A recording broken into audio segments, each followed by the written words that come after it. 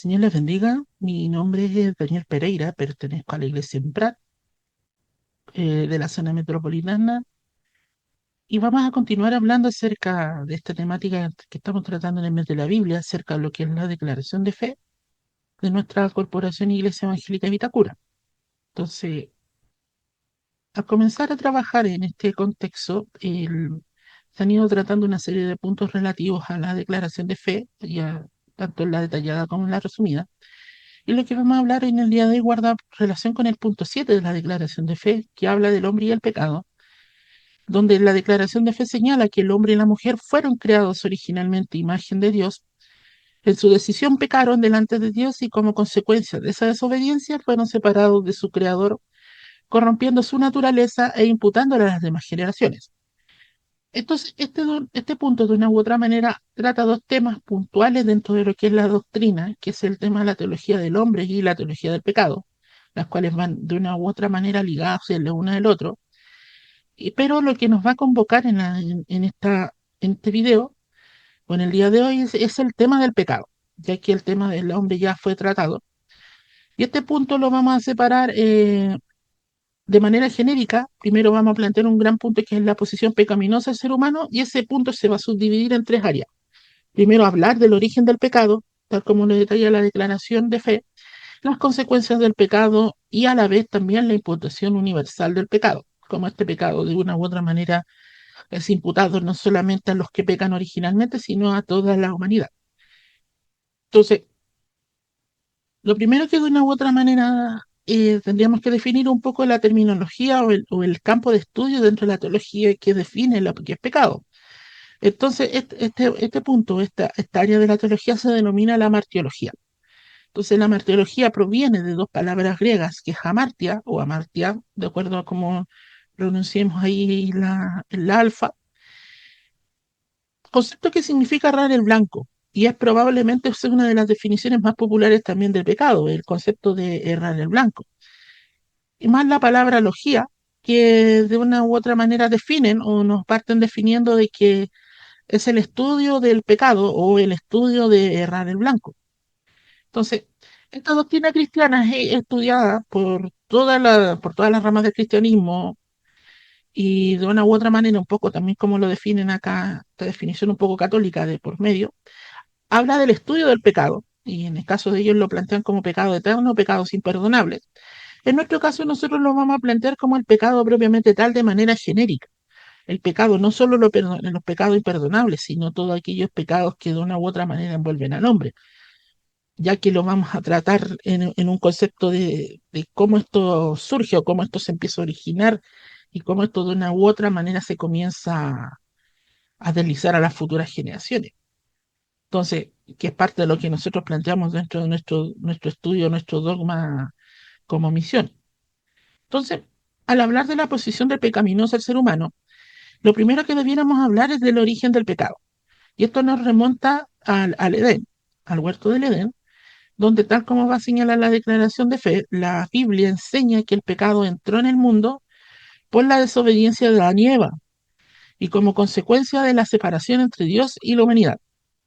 Entonces, todo esto de una u otra manera, como le decía, nos remite al Edén, nos remite ahí al relato de Génesis 1, de Génesis 1, 2 y 3, puntualmente Génesis 3, como el hombre, quien es creado a imagen y semejanza de Dios, es puesto a administrar el huerto y es puesto de una u otra manera a administrar también al resto de la creación, entregándosele solo una misión, entregándosele solo una responsabilidad, no comer del árbol que estaba en el huerto, de cierto árbol en el huerto. Entonces, producto de eso, y precisamente viene un poco lo que denomina la declaración de fe como la influencia satánica, que desarrollado en el punto, y como lo desarrollaron los hermanos, toda esta situación se desarrolla por influencia de Satanás, gestando la desconfianza e incredulidad de parte de Adán y Eva hacia su creador. Y esto es un tema que nos va a acompañar bastante, tanto aquí en Génesis 3 como 2 Corintios 3, que van a tratar un poco este tema, en el cual el hombre no cae solo por comer o solo por desobedecer, sino de una u otra manera por el propósito con el que ellos lo hacen. Y es un poco con el propósito que también la serpiente los tienta en su momento, la posibilidad de llegar a ser igual a Dios. sabiendo lo bueno y lo malo. Algo que en parte miente y en parte es verdad, en el sentido de que no se pueden equiparar a Dios, pero sí de una u otra manera el hombre va a conocer o va a experimentar personalmente lo que es el mal. Y eso es lo que nosotros vamos a definir como pecado. Bajo esta percepción o bajo esta mirada, si nosotros vamos y observamos un poco cómo se desarrolla todo este entorno, entre esta conversación entre la serpiente y Eva, y posteriormente el pecado de Adán, eh, le da a entender de que Dios le da a entender primero a las personas que ciertamente morirían el día que comieran del huerto. Entonces la serpiente ahí es donde vemos en el relato, dice, no moriréis, sino Dios sabe que sus ojos serán abiertos y conoceréis lo que es lo bueno y lo malo y llegarán a ser igual a Dios. Entonces, como nosotros vamos a ir a lo que se denomina el ciclo del pecado, observando lo que va a ser la conducta de la mujer y del hombre a través de lo que expresa Génesis 3:6. Un ciclo que de una u otra manera también nosotros lo vemos reiterativo en cualquier concepto de pecado. Entonces, lo primero que hace es mirar, observar su entorno. Entonces, dice el versículo, y vio la mujer que el árbol era bueno para comer. Entonces, eso de una u otra manera nos enseña cómo esto empieza primero con la percepción de los sentidos, de percibir por los sentidos algo. Entonces, el segundo plano ya entra en el interior del desarrollo de los sentimientos, de los deseos. Y precisamente este punto desarrollo sentimental va de la mano con, en este caso, con un deseo o codicia.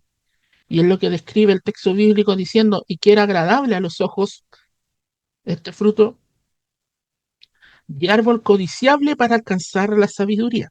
Entonces, ya propiamente tal dentro se empieza a desarrollar ese sentimiento humano del deseo, la codicia, y posteriormente viene el tercer paso que nosotros vamos a conocer como la ejecución, en el cual ya propiamente tal el pecado se ejecuta. Entonces, ¿qué es lo que nos muestra acá? Que dice el versículo, dice, tomó de su fruto y comió, y dio también a su marido, el cual también así comió como ella. Acá nuevamente resaltar que no consiste en que el pecado sea solo por el acto de comer, sino por el acto de desobediencia y de una u otra manera de rebeldía al de tratar de llegar a ser como Dios, que es lo que de una u otra manera la serpiente les ofrece. Entonces esto lógicamente va a traer las consecuencias, va a traer consecuencias propiamente tal, en que el pecado, y acá lo vamos a ver en el punto 7.2.1.2 de la declaración, el que nos va a decir que el pecado es un acto, es decir, de una u otra manera es un suceso que ocurre, pero a la vez también va a representar un estado en que se va a encontrar la situación en que se va a encontrar la persona que ha pecado, y que es lo que nosotros posteriormente vamos a conocer como la naturaleza pecaminosa, concepto con el que el hombre de una u otra manera nace, pero eso lo vemos cuando profundizamos el estudio de la arqueología. Entonces dice, a la vez un estudio, por lo tanto, cuando Adán y Eva desobedecieron, aquí viene un poco una de las consecuencias, el hombre de una u otra manera pierde cierta parte de la imagen de Dios en sí mismo. Entonces, pero también hay que destacar que no la pierde por completo, ya que ciertas cosas o ciertos aspectos de la imagen de Dios en el hombre quedan ahí en el hombre y que precisamente este concepto de la moralidad con la que el hombre fue creado, pero se pierde la relación o se pierde esa conexión directa con el creador más otras consecuencias que las vamos a describir un poco con la diapositiva posterior. Entonces, dice, entonces esta imagen no se pierde por completo, puesto que aún en el estado de caída siguen siendo criaturas a la imagen de Dios. Es decir, que pese a las circunstancias, de todas maneras el hombre sigue siendo considerado creado a la imagen de Dios. Más allá de la ruptura, más allá del daño tremendo que se hace el hombre, sea propiamente tal, hacia su vida, y cómo éste se comienza a distanciar de Dios, es que pese a eso sigue siendo, habiendo sido creado a la imagen de Dios. Entonces, aun cuando no se ha perdido la totalidad de la imagen, sí hay que entender de que esta imagen en el hombre y la mujer han sido grabadas, gravemente dañadas. Es decir, el daño a la imagen de Dios en el hombre es bastante alto. Y acá muchas veces, dependiendo de la posición, hay algunas posiciones, la calvinista puntualmente, que señala de que la imagen de Dios se daña a tal punto que el hombre no puede hacer nada por acercarse a su creador. y por lo tanto Dios es quien actúa en él. Y la otra posición, la posición arminiana, que es más similar a la posición que nosotros tenemos como corporación, es que el hombre de una u otra manera está dañado a la imagen de Dios, pero puede intentar acercarse a su creador, puede de una u otra manera intentar acercarse, bajo el precepto de que, lógicamente, la salvación, que es un concepto que van a aprender en las próximas lecciones, depende de Dios, porque Dios es quien manda a su Hijo y muere por nosotros, pero el hombre de una u otra manera tiene la capacidad o no de poder acercarse a Dios y poder de una u otra manera reconocer a Dios propiamente tal. Independiente de las posiciones y entender de que el daño es grave. Y esto se va a ir reflejando en distintos ámbitos propios, tanto de la vida como del entorno que va a rodear al hombre. Entonces, estas consecuencias teológicamente se van a denominar, se van a separar en tres puntos. El primero es las muertes que se producen. Una muerte espiritual, ya que el hombre deja de tener ese contexto de relación espiritual con Dios y esa conexión con Dios de poder conversar con Él directamente y que va a ser restaurada netamente por medio del sacrificio expiatorio de Cristo. Nuevamente algo que van a tratar más adelante. Pero también algo que nos enseña el Génesis es que también hay un concepto de muerte espiritual. El hombre es creado originalmente en un modelo para vivir eternamente. Sin embargo, producto de su desobediencia es que el hombre va a tener que pagar tributo a la tierra. El hombre va a morir y se va a convertir en polvo, del cual, como narra el relato, porque del polvo fue tomado y al polvo volverá.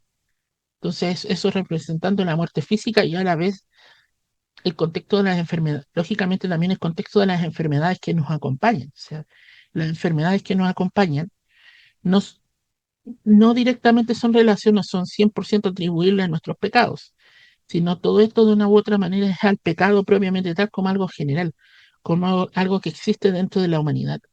Entonces eso quiere decir que por el pecado ahí propiamente tal de Adán y Eva, es que de una u otra manera entra la muerte y las enfermedades dentro de la raza humana.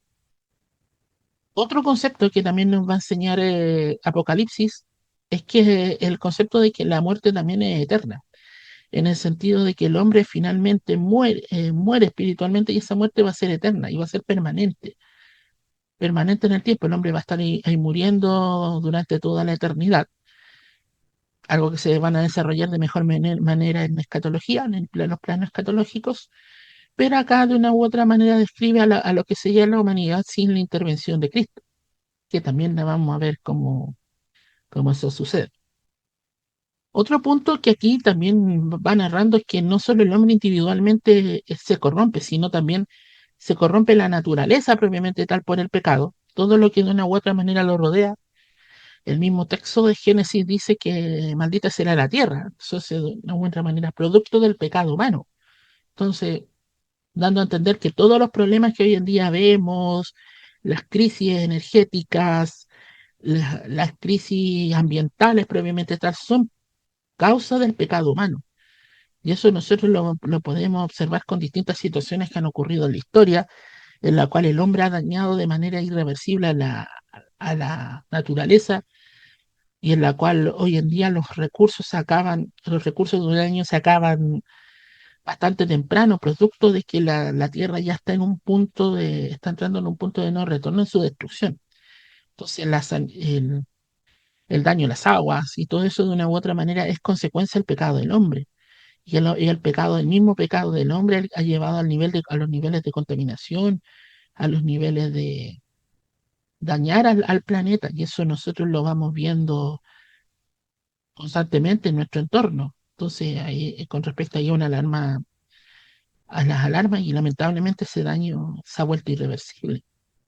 Y otro punto también acá señalar que también producto del hombre, la sociedad propiamente tal como mundo, como sistema se ha vuelto corrompida.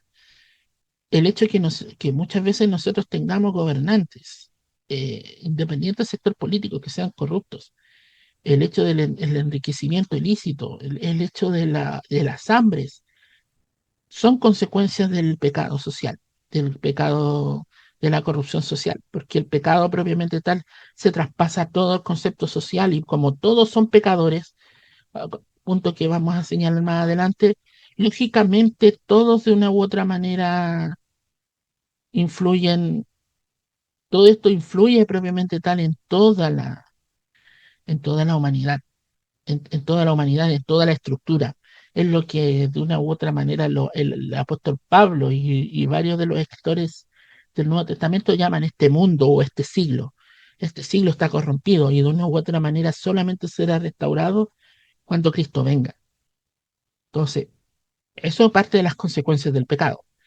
Y ya el tercer punto que tratamos en este video es lo que se denomina como la imputación universal. Entonces, el pecado de una u otra manera no solo trata, o no solo trabaja sobre el hombre individual, sino de una u otra manera por Adán, que representaba a la humanidad en el huerto del Edén, traspasa el pecado a toda la humanidad, a todos los seres humanos que nacen a partir de él.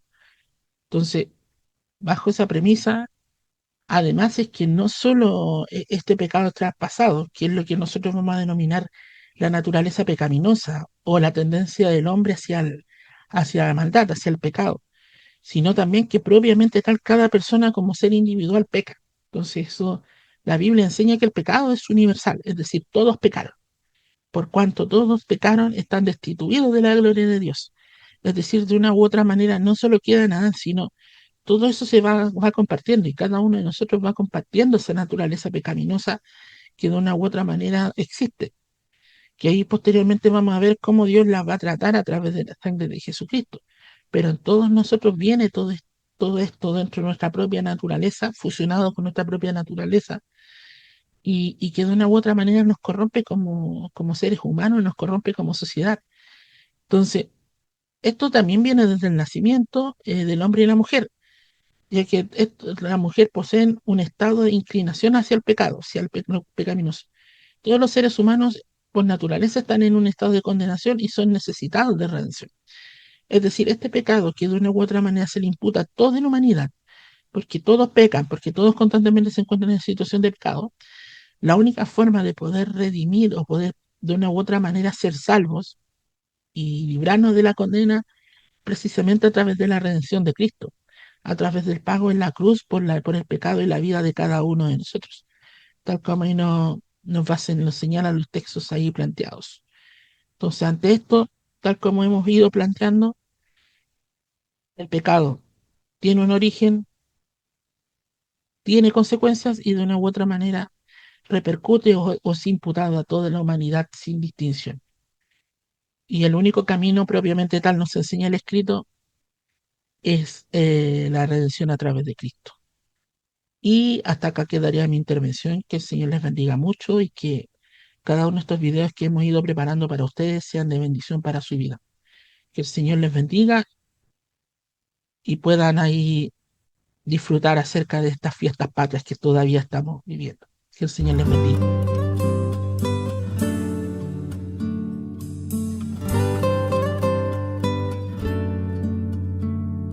Santo Espíritu,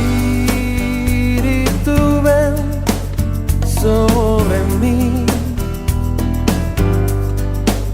Quiero ser un altar para ti. Si fue mejor que Él se fuera, y si fue mejor que tú vinieras, Santo Espíritu, ven sobre mí.